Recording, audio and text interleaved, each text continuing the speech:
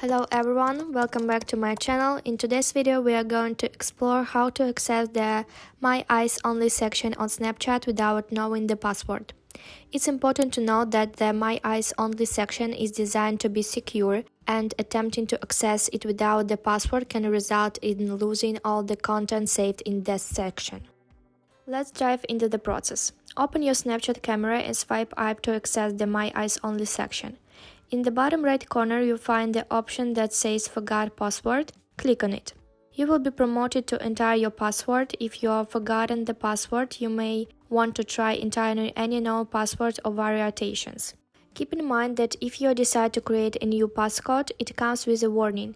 Creating a new passcode will result in losing all the content currently saved in My Eyes Only, so it's crucial to consider this before processing.